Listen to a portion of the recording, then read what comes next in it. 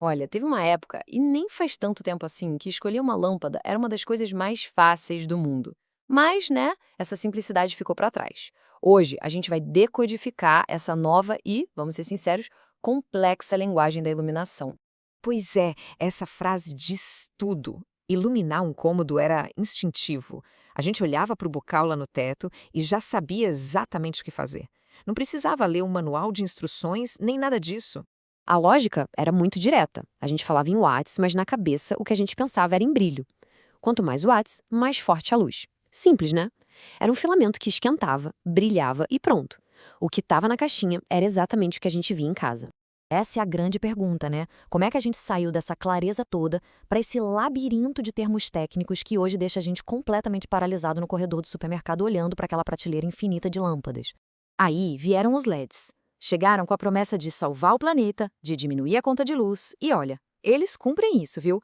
Mas, nesse processo todo, eles transformaram uma compra que era super simples numa decisão quase de engenharia. E a primeira lição para a gente começar a falar essa nova língua é entender o básico. Vamos começar desfazendo a confusão mais comum de todas. E aqui, gente, tá o pulo do gato. Por décadas, a gente usou a medida errada.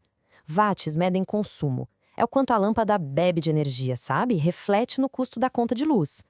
Já os lumens medem o que realmente interessa. A quantidade de luz que ela emite é sobre o brilho de verdade. Hoje, esquece os watts. O que importa são os lumens. Só que não adianta nada ter um monte de lumens se a luz não chega onde a gente precisa. É aí que entra o lux. Pensa assim, ó. Lumens é a quantidade de água que sai da mangueira. Lux é a quantidade de água que de fato está molhando cada plantinha do seu jardim. O lux mede se a luz está sendo bem distribuída para a função daquele espaço.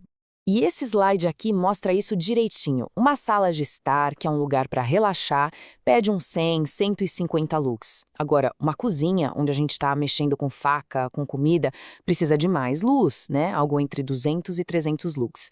E o escritório, onde o foco é total na leitura, aí precisa de uns 500 lux para não cansar a vista. Mas ter a quantidade certa de luz, isso é só metade da história. A outra metade é sobre como essa luz faz a gente se sentir. Isso nos leva a um dos debates mais acalorados, digamos assim, no mundo da iluminação, a cor da luz. E aqui a gente precisa quebrar um mito gigantesco. Quem nunca ouviu uma coisa dessas, né? Essa ideia de que a luz amarela é fraca, que não clareia nada, ela está muito enraizada na nossa cultura, mas a realidade é uma mistura bem fascinante de biologia com memória.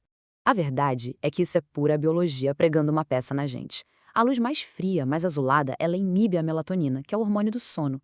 Ela deixa a gente em estado de alerta, como se fosse o sol do meu dia. Já a luz quente amarelada, ela imita o pôr do sol, e isso nos acalma, relaxa. E aí tá o truque. A gente acaba confundindo essa sensação de conforto com uma iluminação ruim, fraca, mas não é nada disso. E para medir isso de um jeito técnico, a gente usa a escala Kelvin.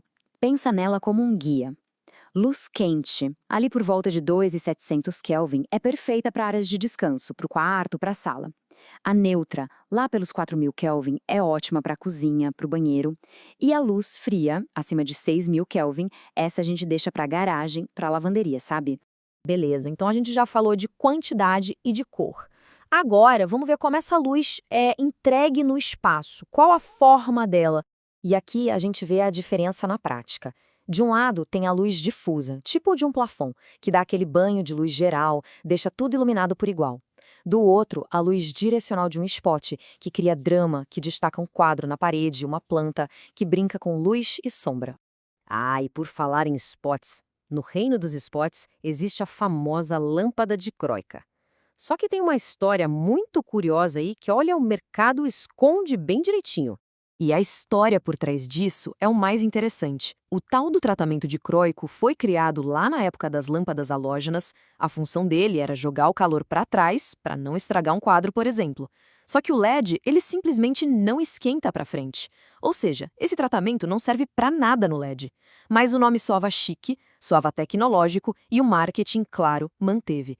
Então hoje, por causa de uma palavra bonita, a gente acaba comprando uma herança de uma tecnologia que nem se aplica mais. Isso mostra que o que está na embalagem nem sempre é o que conta. E por falar em qualidade de verdade, Chegamos agora no que talvez seja o fator mais importante de todos e, ao mesmo tempo, o mais ignorado na iluminação que a gente compra por aí. É o grande vilão silencioso. Sabe aquela sensação? A comida no prato parece menos apetitosa, o tom da nossa pele fica meio esverdeado, as cores da decoração da casa parecem lavadas. O problema aí não é a quantidade de luz, mas sim a qualidade dela. E a medida para isso se chama IRC, ou Índice de Reprodução de Cor. É uma escala que vai de 0 a 100 e mede o quão fielmente uma lâmpada mostra as cores, comparando com a luz do sol. Basicamente, é o IRC que diz se a gente está vendo o mundo com as cores de verdade ou uma versão meio pálida delas. Nossa, e essa imagem aqui, ela fala por si só, né? À esquerda, um IRC baixo.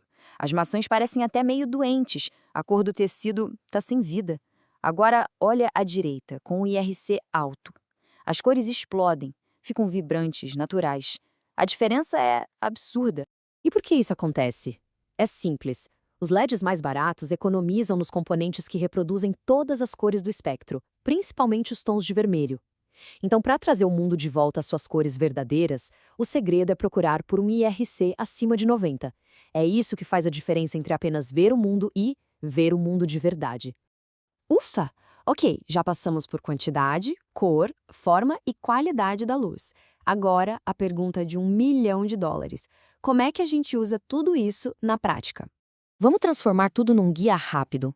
Primeiro passo, lumens. Decida a quantidade de luz que você precisa. Segundo, Kelvin. Escolha o clima, a sensação do ambiente. Terceiro, a forma. Pense se precisa de uma luz geral ou de um foco em algum ponto. E por último, o toque de mestre. Invista no IRC alto, principalmente nos lugares onde as cores importam de verdade.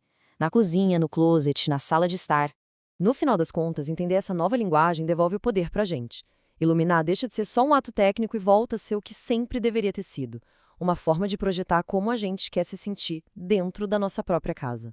E a pergunta que fica é, a luz da sua casa está contando a história que você quer contar?